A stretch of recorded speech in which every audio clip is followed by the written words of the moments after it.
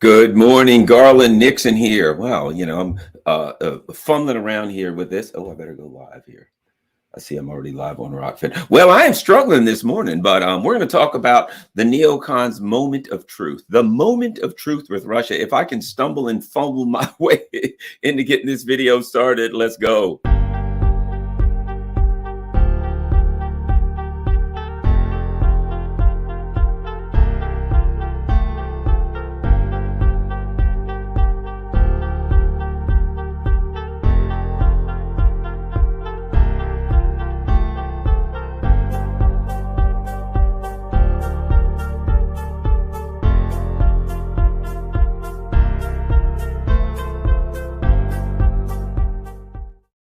Yellow.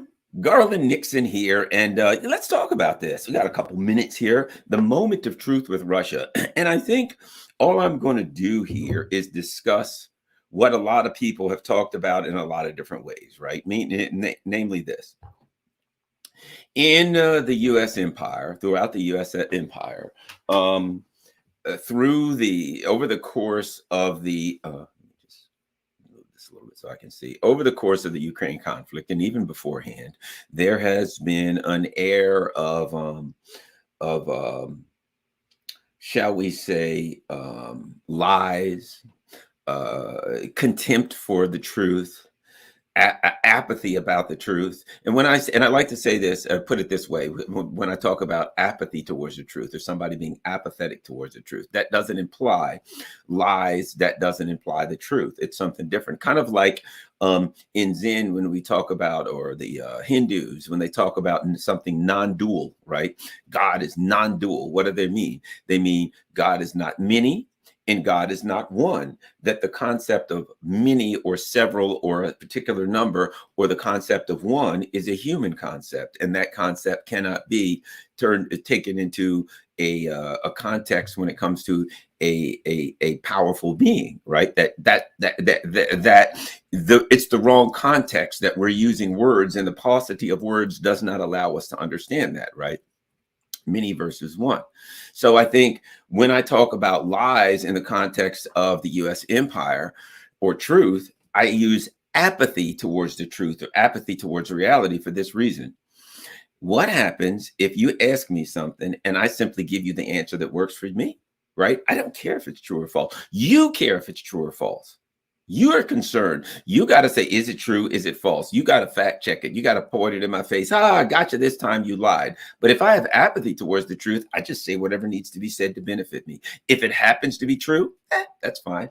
If it happens to be false, that's fine too. It doesn't matter to me. It's a different concept from those of us who evaluate statements based on what's true or false. So I would argue that the neocons and their media apparatus throughout the conflict and before are apathetic about the truth. They just simply say whatever works for them. Doesn't matter if it's true or false. It's irrelevant to them. That's our concept. That's our discussion of true and false.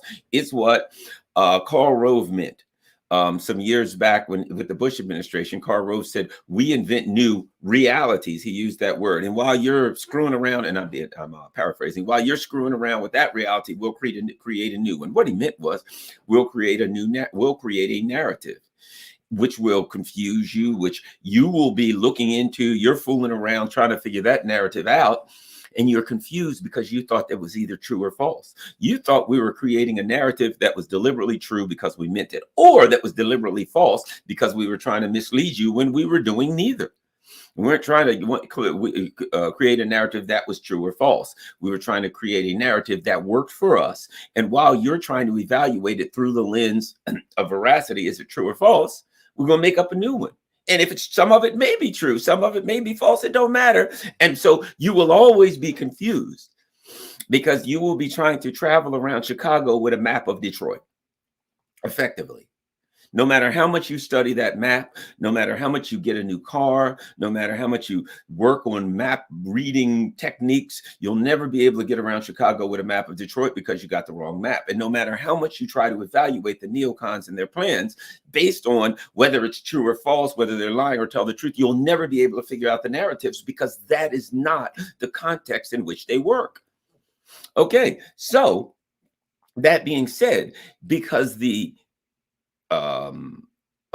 the neocons don't work in a context that's based on true or false, truth or falsehood. Doesn't mean that reality does not still exist, right? And you can walk up and say that's a gigantic anaconda, right? And based on what needs to be said, you can say it's gentle as a puppy because that works for you, or you can say, oh no, it's the most vicious, vilest snake that ever lived, because maybe that works for you. It's poisonous because that works for you. And people say that's a lie. From your perspective, you're just saying what needs to be said about the anaconda. Now, all that being said, it's still an anaconda. So you're like, they're like, what do you think about that anaconda? And for these purposes, you need to say that it's gentle. Well, it's as gentle as a puppy. It never hurt you. You kidding me? An anaconda hurt somebody. How absurd is that, right? And in fact, I will demonstrate. And you go up and you pet the anaconda. Well, being an anaconda, and you get close enough, anaconda looks at you and like, hey, I'm an anaconda. I think I know what to do in this situation. He wraps around you and squeezes the living daylights out of you. Why? Because he's operating through the context of an anaconda, not this reality that you and Karl Rove have come up with to mislead everyone else or to create a narrative. Now, the other guy can walk away and come up with a new narrative, but you can't, because you are going to be anaconda food. He's going to squeeze you, because it's what anacondas do. And eventually he's going to swallow you like a biscuit. Maybe that's not good. At least we bite biscuits. He's going to swallow you like a grape. Not too many people bite grapes, right? Because he's still an anaconda. Do you get my point? So here's what I'm saying. Let's get back to the neocons in Ukraine. Look, what do we know based on the neocons, right? We know a couple of things. We know that Putin wants to expand the Soviet Union. That's what this is about. He's expanding the Soviet Union. That's one thing. We know that he's just a crazy person. That's totally different. Think about it. A person who's just a madman, he's insane, he's a crazy person, he doesn't have these machinations. He may just is screaming, I must kill everyone in Ukraine. Oh, wait a minute, I forgot. He hates democracy, and he can't stand to have a thriving democracy such as Ukraine on his border. It's just, there's something about democracy. He's allergic to it. It gives him hives, right? So it's like, hey, what are you going to do? Well, democracies are next door. Oh my God, not democracy. Yeah, there's a democracy next door. Attack! Kill the beast, right? We can't. And so there we go. It was unprovoked. We know that it was unprovoked. We also know that there was nothing going on before February 22nd of 2022. Before then, we know that Ukraine was a peaceful nation that was living in peace and love. In fact, I think they were kind of like, it was kind of like, what was those? The Care Bears. The Azov battalion really should have been named the Care Bears battalion, because I mean, they're Care Bears kind of people, right? They just happen to have a swastika every now and then, and goose step a little bit, they're reading the latest version of Mein Kampf, but other than that, they're the Care Bears. So if you notice where I'm going, those stories don't align, right? He's a madman. He's wants to expand the Soviet Union. It was provoked. Ukraine is what is it? A gentle and democratic and peaceful nation. There was no war going on. But peaceful. Think about that. That implies there was no military conflict going on prior to February 22nd, 2022. All these things are patently false. If you look at them through the context of true and false, you can sit there and debunk every one of them. Ha, ha, ha, ha, ha. I've been through this with Russiagate with people where you debunk it and they look at you like you got three eyes. Huh? Yeah, what about this evidence? Huh? Russians interfered with our election because they believe it. They are pre-enlightenment kind of people. They believe these things as a matter of faith. It has to be true. I heard it so much. It was said over and over by the people that I believe and I trust. And there was a consensus amongst all of these brilliant scholars. So it's got to be true. What are you giving me? You and your stupid evidence. Get out of here with that. Who needs evidence? Evidence is only effective in a universe, in a context where the issue is whether things are true or false. In a context where people are apathetic about the truth, evidence is of no value. I mean, who needs evidence? If you believe something, you believe it with all your heart. So anyway, So the neocons have built, an empire of propaganda, right? An empire, the empire, as Putin referred to it, as the empire of lies. I would call it the empire of propaganda. I would call it something different for this reason. Yeah, it's mostly lies, but they don't care if it's lies. Every now and then they'll tell the truth, only because it benefits them, right? I got hung up in that prior to the beginning of the special military operation, simply because U.S. empire said the Russians are going to invade Ukraine. And I said, no. Now, why did I say that? No, I said, no, I didn't believe it. And the reason I didn't believe it is because they lie about everything. And through the context of lies and truth, then certainly the Russians weren't. Why? Because the lioness people on earth said they were. I was caught in that. But in reality, in hindsight, when I look at it, here's the bottom line. They were right. And they had enough intelligence to know that the Russians were going to attack Ukraine. However,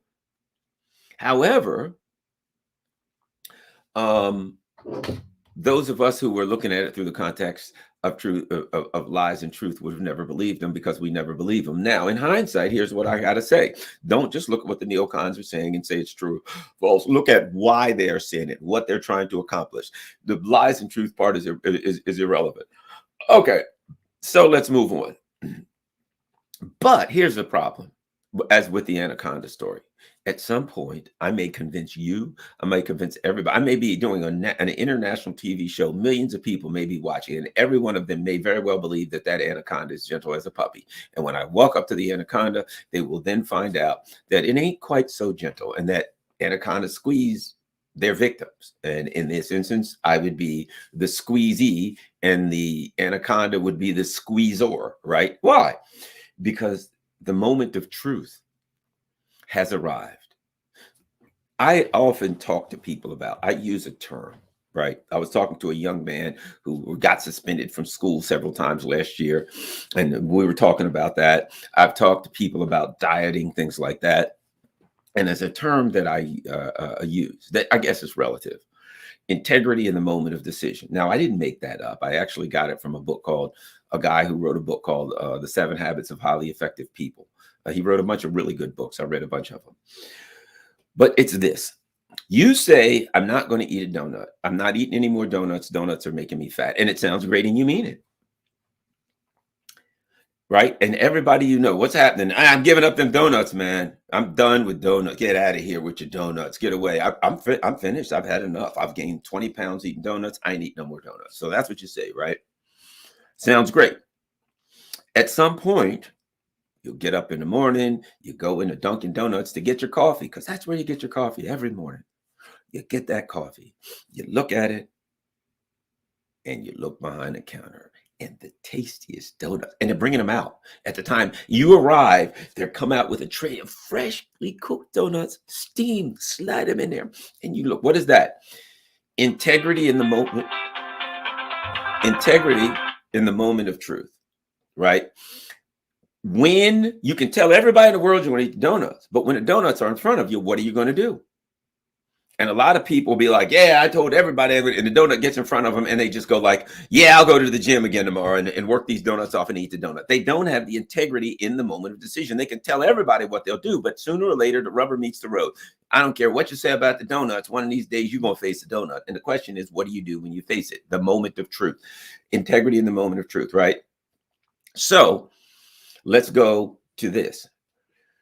Integrity in the moment of decision. You can tell, and that's what I'm getting at, when the rubber meets the road. No matter what stories you come up with, no matter what narratives you come up with, if you start a conflict with someone else, which in this instance, the U.S. has definitely started a conflict with Russia. If you do that, at some point, you're going to face a reality, a moment of truth. If you look at Vietnam, right? The French, Indochina, they were there for I don't know how long, and they decided in their infinite wisdom that they were going to build this fort at a place called Dien Bien Phu, way to show their domination over the North Vietnamese, right? Way out in the middle of the area that was controlled by their enemy, right? So I'm going to build a fort way out in this area, way out in the middle, and I can go there, I can resupply it, I can launch attacks from there in your area. How dominant am I? That even in your area where you control everything, I can just create a big old gigantic base and attack you anytime I want to. Ha ha ha, I show my domination. Well, the problem was they built that base in a valley surrounded by mountains and hills. But that's okay, because they knew that the Vietnamese did not have the capacity to pull big guns and things like that up on the mountains and surround them with big guns. Good enough. One problem: the Vietnamese had people. They used literally tens of thousands of people, tens of thousands, and they physically dragged over 200 big artillery guns on the mountains around the base. And they had a barrel, and they were shooting fish in a barrel, right? So at some one morning, 7 o'clock in the morning, they opened up with the howitzers and they decimated it. And the French had nothing left to do but stick up a white flag. The rubber met the road on that. They came up with a great story about how powerful they were and what the Vietnamese couldn't do, didn't have the ability to do. And so what they were going to do was easy. But at a particular morning, the moment of truth arrives, and all they could do was catch artillery rounds. And they got the hell out. And the U.S. came in. Oh, hey, you French surrender monkeys. You don't know. We're going to show you how it's done. Well, I don't have to tell you, 1975, there's people dangling off of Hueys, helicopters flying in Saigon. How about Afghanistan? We're going to strengthen the Afghan government, and they can defend themselves from the Taliban. And what happens? One fine August morning, Ashraf Ghani, the president of Afghanistan, is on a plane taking off, leaving the country. As he's driving to the tarmac, there are satchels of money, dollars, falling out of his vehicle. He leaves with $160 million in U.S. cash. And the U.S. never says a word. Off he goes. He lands in the UAE, which is a U.S. ally, which means it was all arranged by the U.S. to get him the hell out of there and let him keep his money, right? But at some point, the Taliban showed up, and all of this bull crap about how they couldn't fight and the U.S. was training an army to defend itself fell apart. You ever notice we train armies to defend themselves and they never seem to work? All of that to get here. There's a moment of truth coming. You got articles about the Russians fighting with shovels, right? The Russians are running out of missiles. They're running out of chips. They can't possibly have chips, right? Recently, we were told that the Chinese, they're backwards. They're only stealing stuff from us, and we're going to cut them off from chips. Chinese just came out with a new Huawei phone that can do what the Samsungs and the Galaxies and the iPhones can do. All indigenous, the chip's indigenous. And now it's like, oh crap, I didn't know they could do that, right? There's a lot of instances where you create a narrative, and at some point, there are a lot that it hasn't happened yet, but at some point, as we say here in the US, the rubber meets the road. So the question people have out of fear is what's going to happen. I think this is when the rubber meets the road. What's going to happen when that reality hits, right? Recently, Tucker Carlson made a statement, and he said, within a year, we're going to be at a hot war with Russia. Well, that would mean that humanity has about a year left. But I don't believe it, because, and he says, I got that from high ranking. That would imply that here's what I believe he's implying, that within a year, the rubber's going to meet the road. The moment of truth is going to come, where the Ukrainian defense is going to collapse. Or I'll put it like this: the Russians are going to overrun the Ukrainian defenses. The Ukrainians are going to be unable to defend themselves against the Russian onslaught. And at that point, the U.S. will jump in and we'll go to war, right? I don't think that's true, because when you talk about the moment of truth, number one, as I've said, you are what your record says you are. What did the U.S. do in the moment of truth in Vietnam? They got the hell out of there. What did the U.S. do in the moment of truth in Afghanistan? They got the hell out of there. It is my belief that, as Bill Parcells has said, you are what your record says you are. that what the moment of truth is going to come at some point in Ukraine, and when it does, they get the hell out of there, and they're going to leave the Ukraine. They're going to leave the Europeans sitting high and dry, where they've went along for this ride. They've screwed themselves. They've knifed themselves in the back. They've done every stupid thing in the world. And the U.S. is just going to wake up one day and say, oh, man, hey, that Ukraine conflict, we're out. We're out. Just like the end of one of my videos. I'm out. That's what they're going to do. Why? Because that's what they've done time and time again. I don't understand people betting on them doing something different this time.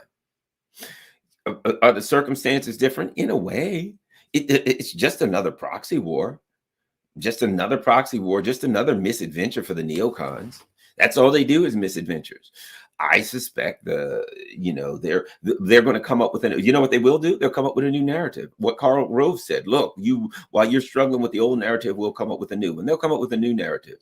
The Russians have been defeated. Well, they've overrun the Ukrainian soldiers, and they've got all the way up to the Dnieper River. That's exactly what defeat looks like. Ha, ha, ha. We knew they'd be defeated all along. That's how they'll do.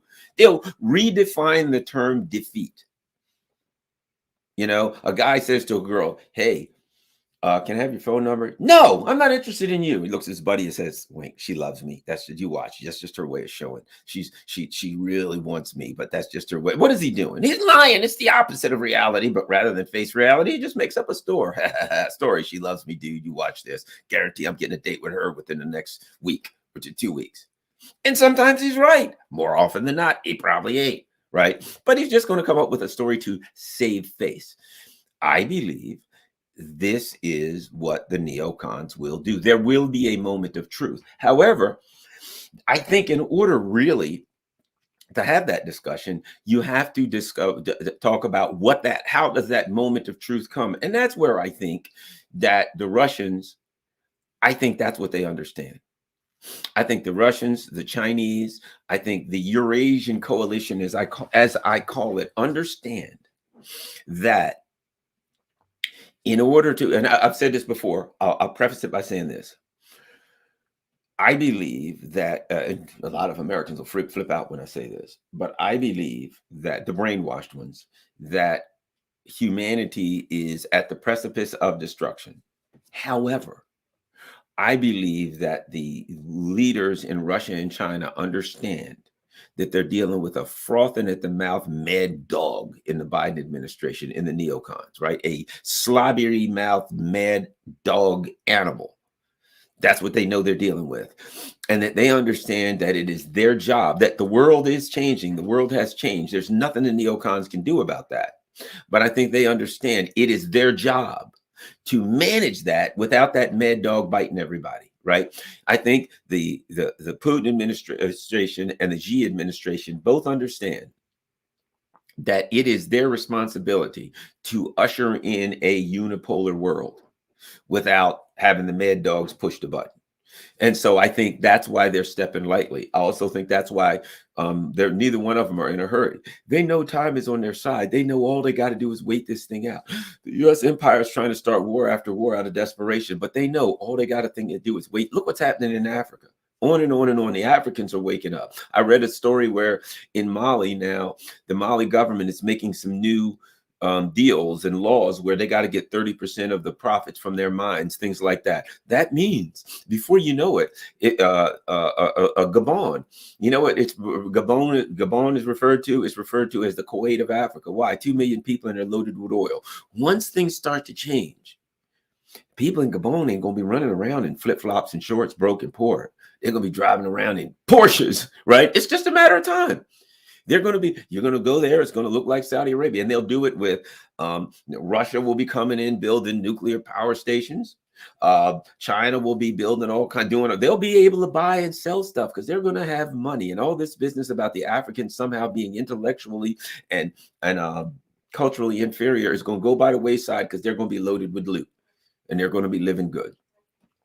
So I think that the leaders of Russia and China clearly understand their responsibility and take serious their responsibility to usher in a unipolar world, which, might I add, is easy because the unipolar world is ushering themselves, and their greatest ally is the U.S. empire, who's scaring the daylights out of everybody else and upsetting everyone else. So their greatest ally is the Biden administration and the neocons. But I think they understand it's their job to usher in a new world without destroying the old one.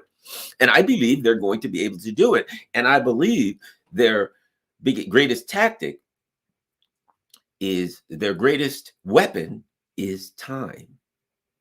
And that I think both the Chinese and the Russians realize the U.S. is playing the same game on each of their borders. And the word border we don't really need to use when it's Taiwan, because that's China. We can use it. And I think both of them realize there will be a moment of truth. And here's the key. And that the results of the moment of truth depends on who manages that. And they understand that the neocons are wholly incompetent and preposterous when it comes to reality, so that it's not hard to manage it. Just take your time and let things fall in place. You know, the Asians, the Chinese, they've got, hey man, they got a history of Zen and Confucius's thoughts and the Tao Te Ching and all these kind of things. So they understand that things like the things that are brittle break easy, and things that are soft and pliable will bend in the wind and pop back up, right? An oak tree wouldn't last long on a remote island. Why? Because it's going to hit with a monsoon and it's going to snap. You know what lasts? Palm trees. Why do palm trees last? A palm tree can bend all the way over and touch the ground and pop back up. They understand that strength in reality is not the stiff hard thing. It is the thing that's able to be dynamic, to move into, right? Not glass. Glass is brittle. Boom, it's easy to break. Rubber, how are you going to break that? It bends, right? So I think what they're doing is they're killing time. They're marching in place to some extent, and they're doing other things to prepare. That's what BRICS is about. That's what working in ASEAN is about. That's what Shanghai Cooperation Organization, all of these other things. That's what's going on in Africa is about. It's keeping pressure on the U.S. empire on everywhere, in the same way that the Russia on that 1,000-mile or so, 1,000-kilometer contact line is keeping pressure on all areas against the Ukrainian military. Likewise, the Russians and the Chinese are keeping pressure in Latin America, where the Russians are working with various countries. China just signed some deal with Nicaragua. Latin America, the U.S. has to try to fight Russia and China off, because Russia and China are showing up, making deals with people, doing things. So boom, the U.S. is like, hey, we got to work in Latin America. What about Africa? Countries being overthrown, Wagner running around doing all kind of Wagner things. The Chinese are building everything the kitchen sink. Pressure there. The U.S. empire. Oh, with Latin America. Oh, wait a minute, Africa. We got to also make sure we're there too. Various islands throughout Asia. The U.S. is, China's keeping pressure. So they're keeping pressure all along the contact line. So the U.S. what they're making the U.S. now is defend the entire world. Economically, diplomatically, they got to defend Latin America. They got to defend the Middle East. Oh, they're going in. BRICS is taking the UAE. It's taking Iran. It's taking Saudi Arabia. We're going after you there, right? They're forcing the U.S. empire to defend the entire world. It's expensive to defend the entire world. And it's going to break the U.S. trying to say, we own the world. I just saw this thing where some island that I've never heard of, the U.S. now has written a deal to patrol that island with the Coast Guard and blah, blah, blah, right? But that's expensive. Some friggin' island in the middle of nowhere has got 3 guys in a coconut, and the United States has now got to defend that island. Why? Because it's in Chinese periphery. Again, expensive. It's going to cost money. So they're forcing the U.S. empire to defend everywhere. And they just don't know where the Eurasian Coalition is going to go next. We're going to strike a deal with these people. Oh, no, not them. We got to send our people and defend it. Oh, wait a minute. We're building a high-speed rail for this country. My God, not that country. Off Victoria Nuland goes to stop that, right? It's whack-a-mole. So they understand keeping the pressure outside of Ukraine. Ukraine is actually perfect for them in a way, in that it keeps the United States busy in one particular area. Very dangerous, but this whole thing's going to be dangerous. There is no part that's not dangerous of a nuclear armed empire in a dramatic state of a collapse. That's dangerous in and of itself worldwide, not just in one place. As we can see, U.S. empires harassing North Korea, harassing China, harassing Russia, practicing for war with Iran. They want war with every damn by pushing for a war in West Africa. Every damn war, place in the world, they want war, right? That's expensive. It's going to cost them. So what they're doing is this. I think the Russians are managing Ukraine so that they control the moment of truth. Is it's coming in Ukraine. And all the articles from the Telegraph and the Economist and the New York Times about how the Russians are falling and crashing and unable to defend themselves and Putin's going to fall any day. All of that is all good and fine. But at some point, that anaconda is going to wrap around you and start squeezing. And that is a good analogy because it is kind of what does an anaconda do? A deadly poisonous snake just bites you. Boom, he bites you. The poison's in. Boom, you drop, right? I could tell you a story about that. We had a guy when I always throw in stories, but when I was at one point, I was in charge of all things this program for the state of Maryland where people had to get permits for reptiles and amphibians, right? And so I had my people would go out and inspect those. It was one of the many things I did when I was with the state, and they would go out and inspect them, and you'd have people, reptile owners, and we had this guy out in a town called Thurmont, Maryland. And the guy, that's it. I'm making this up. I'm not making this up. I can give you deals. Well, the guy in his basement had all these deadly snakes, and one of them he had was a cobra. In his basement, he had a refrigerator, and apparently that had all of these for all of the snakes that he had the anti-venom. So he had the refrigerator, he had anti-venom, all that. He had all of these snakes, right? And at some point, he was handling a cobra. And things went awry, as they tend to do with cobras. Cobras, they ain't real cooperative, right? And the cobra got him on the toe, bit him. He was trying to put it back in. It didn't want to go back in. And it was like, well, I got a better idea. Rather than go back in, I'll just bite you because I'm a cobra. And hey, it's Thursday morning. What the hell? There's a toe. I'm biting it. He bites it. This guy had to make it from where the snake bit him, like across the room to the refrigerator to get his anti-venom. He didn't make it like 8 feet. They found him in there. His wife looked downstairs. Things didn't look good. I think she saw his feet or something sticking up, and she called, and the rest is history. He was done. My point being, when these snakes, the way they do it is they bite you. They're nuclear weapons. Blip, you're done, right? And what we were later told, it wasn't that it killed him right away, but he was unable to have his faculties about him and to get over there. It wasn't that he died, like he dropped and died instantly, but he was Joe Biden enough. He was impaired. He was Joe Biden and Mitch McConnell mentally, and physically. He couldn't make it to get there. If somebody had been there to grab it and give it to him. But the problem is they'd have been in the basement with him with a loose cobra. So they wouldn't have been happy neither, right? I wouldn't be the one to go down and help him, tell you that right now. At any rate, I digress. It was a good analogy because what does a constrictor do? Slowly wraps around you. You breathe out, it squeezes. You breathe out again, it squeezes. Intuitively, it feels you breathe out, and then it feels you breathe back in, and it goes, and it slowly chokes you out, right? And I think that's kind of what it covers your whole body and just slowly continues to constrict until there's no room for you to breathe anything in.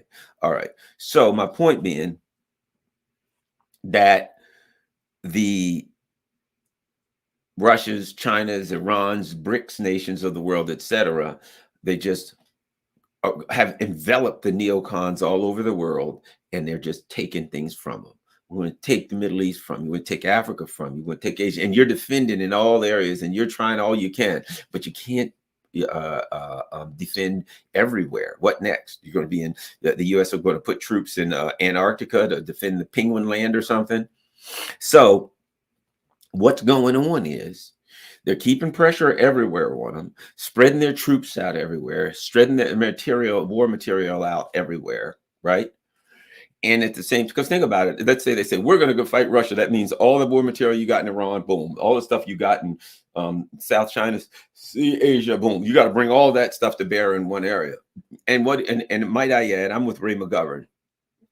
If it appears that the neocons want to go to war with Russia in Ukraine, you can rest assured that China is going to move on Taiwan. They don't want to move on Taiwan. They don't want to, but they understand at that point they would have no choice.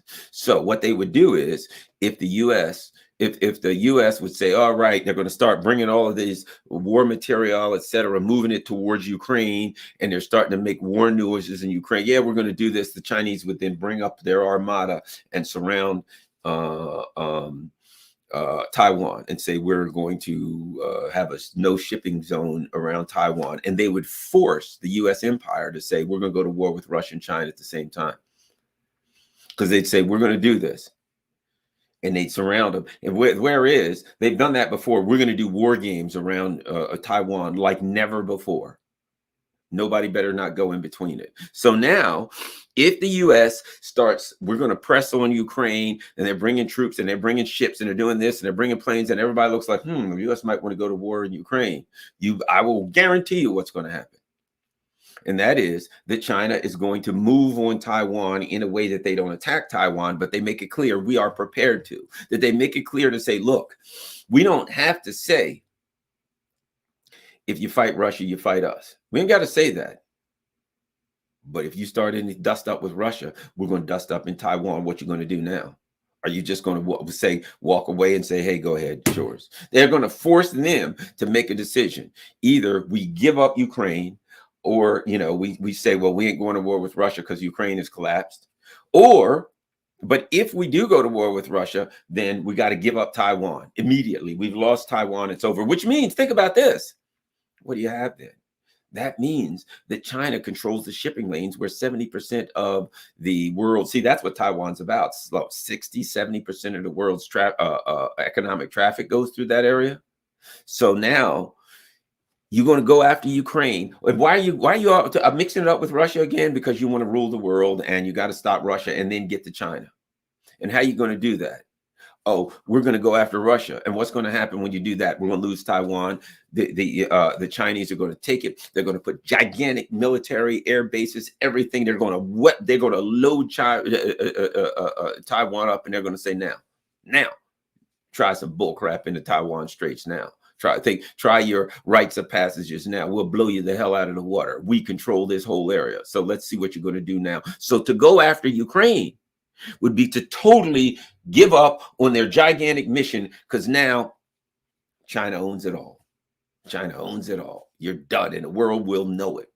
So if they go after Ukraine, and they're going to start their war with Ukraine, and you're going to lose Europe, because a lot of Europe is going to be say, oh, no, the people of Europe aren't. So you're going to have big, major problems. So my point being, I don't see that as an option, but I think that the Russians, here's the bottom line with this whole video, that whole Russians rubber meets the road stuff. The Russians are taking their time so that they can conclude this thing when they're prepared, when it's most advantageous to them. I also believe, think about this, what's happening next month? Vladimir Putin is going to China to meet with Xi Jinping. It wouldn't surprise me if the Russians, not surprise me, let's face it, there's some kind of plan going on there. There's some kind of discussion going on there. And that discussion is going to deal with how both of them are going to deal with this monster at their doorstep, right? The bear and the dragon are coming together. They're going to meet. Last time they met in the bear's den. This time they're going to meet in the dragon's den. And it also wouldn't shock me if what their discussion, this would be my guess, is how they're going to manage the rubber meeting the road in Ukraine, because I think there could be a gigantic, there could very well be a, what's the term I'm looking for? A Russian offensive, a major offensive. Maybe not. If I was the Russians, I'd still take my time. The way the Russians and the Chinese think, from a Western perspective, I would think they're meeting and they got a plan that they're about to execute. our way of thinking would say this: first, they're going to have a meeting, and then after the meeting, then they're going to there's going to be the big offensive immediately. But the way the Russians and the Chinese think, man, these people think years ahead of time. These people are not just like 5 minutes. First, let's do this, then let's go punch this guy. That's the way you think in a bar. The Russians and the Chinese think like, all right, let's look at our wheat harvest over the next 10 to 20 years. Let's look at what we've got in the pipeline militarily for the next 5 years. Let's look at what we can combine and what we can do as far as building airplanes and rebuilding our 20-year plan to make both of our domestic fleets indigenously made. See, that's the way they discuss. That's the way they talk. We think like Westerners, so we think, okay, we're going to do it right. They're going to move, blah, blah, blah. They're taking their time. They ain't in no rush. And they got a sucker on a hook. They're going to let them wiggle. Right? When you got a fish on a hook, sometimes you just grab the fish and you drag it in because you got, I got a strong fish, but I got 20-pound test line. Everything's good. I just horse it in, as they say, boom, boom, come on in, fish. Other times you got a big fish that could break your line. You let him play, let him take some out, pull it in, let him take some out, give him some drag, give him some play, tire him out, right? You play that fish. You got to play him for a while to get him in so he doesn't break your line. So you don't have a disaster, a catastrophe that's not of your control. With the U.S., this big fish here, they're playing this fish. They're letting the neocons pull some line out. They're bringing them back in. They're stressing them over here. They're letting them loose over here. They're stressing them over there. They're making moves. I think Xi Jinping and Putin, unlike our Western way of seeing things, are not going to come together with a meeting on Thursday and then act on Friday. I think they're coming together with another, just like they did before. They're going to shake hands. Remember, Xi Jinping went to Putin and hung out in Moscow, and they said, we're the best of friends. Now the favor will be returned. You've got China. You've got a country with a deep, deep pockets. On the other side, you got Russia with incredible military technology, and they've got great technological advances. People talk about China's technology, but Russia has the Soviet legacy technology. They've got incredible technology. They just built a fully indigenous superjet, the Sukhoi SJ-100, right? They're going to be able to, with all their own stuff. The Chinese can't do that yet. The Chinese indigenous jet still has Honeywell parts and other parts. The engines are made in the U.S. They know that they can't produce that jet because the United States, if it starts selling, is going to sanction it out. If Russia gets this SJ-100, they can make it. It's all their parts, and they can mass produce it with China. And ideally, they'll knock out Boeing and Airbus at some point. So my point being, they're probably talking about that kind of stuff. And the Russians are going to manage. They're going to, here's the key. They're not going to simply allow the moment of truth in Ukraine to just be a collapse where the neocons freak out and let's say, we got to act. Instead, they're going to manage it, and it's going to be a managed collapse. Right. In the same way that when you blow a building up, they put 4 charges and they put charges and the building implodes and falls straight down. It doesn't fall on anything else and destroy anything else. It implodes straight down. Right. That's the way they're doing this Ukraine thing. It's going to implode straight down. And when it does, you're going to have economic collapse. You're going to have political collapse. Meanwhile, here's what I'm betting if I were the Russians, and I think they'll do this. They're going to have FSB people on the inside. They've probably got all kind of people on the inside so that when there is a collapse, they've already made some deals with some people as to how they're going to rest assured they got plenty of spies in Ukraine. And when there is a collapse, they're going to have some people inside of the halls of power to help them manage that collapse, to help them possibly have some people that want to push for a new government, push for something new. It's going to work. I think one of the things you're going to see with the managed collapse is going to be an angry military turn on the government.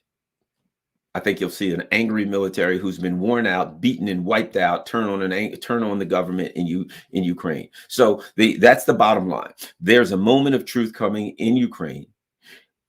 It's dangerous, but I think the Russians and the Chinese are working to manage that collapse, to manage that moment of truth, so that it's not so they're not sitting back on the sideline saying, "Oh my gosh, I wonder what's going to happen. How's this going to happen?" So that they are in control of things. They're in control of the collapse. And as I said, China's over here ready. If the U.S. gets froggy, hey, we're going to send out. We're ready to do something. Then you start seeing all of these Chinese ships start surrounding Taiwan. and sending the message clear. If you're going to fight Russia, if you get too close, if you take all of your stuff over there to fight Russia, we're going to take Taiwan. We're going to surround Taiwan. We may give them an option. Hey, guys, put up a white flag or else. Because if China does that, they can always back off of it. They can surround Taiwan. They can say, Taiwan, give up, or we're taking you out. Then still they don't have to attack. And then the U.S. can figure, oh, my God, we're going to send the Fifth Fleet over there. Now, all of a sudden, you're not over there anymore. And now the Russians start, boom, pumping more people into Ukraine. They can press you from one side. We're going to go after the Ukraine, after Russia and Ukraine. Boom, China surrounds Taiwan. Oh, no, what's going over in Taiwan? And Russia cracks down more. See what I mean? Now Taiwan starts saying, Iran starts saying, we may have to close the Straits of Hormuz. I just throw that out there. Saudi Arabia might say, hey, we're having some issues with gas prices. We might have to cut back. They have a lot of weapons. They got a lot of arrows in their quiver to manage. And look, when I say Saudi Arabia, Saudi Arabia won't do that to the U.S. Do you think they want to die in a nuclear holocaust? No. So I believe that Putin and Xi, like conductors in an orchestra, are working. Here you got North Korea. They may make some noise. They're working to save everyone. And in the event that the U.S. gets too froggy in Ukraine, Iran can make some noise. Saudi Arabia can make some noise. Some of the South American countries can make some noise. A lot of countries can start making noise and freak the U.S. and let them know, look, if you guys gonna go to war with Russia, you're gonna have to go to war with China, but who knows what might happen in the Middle East. And Africa could be some countries overthrown there. Are you willing to lose it all? I think they're going to be able to manage that. I think Putin and Xi are going to come together. Anyway, that's the bottom line, you all. No phone calls, only facts, Mr. Nixon. Yeah. Well, thanks a lot, everybody. I got to get ready to run. Certainly appreciate it. I'll be back on later on tonight. Have a great day. I got to run. I can't go over to Super Chats or anything like that because I got to hit from my office. Peace. I'm out.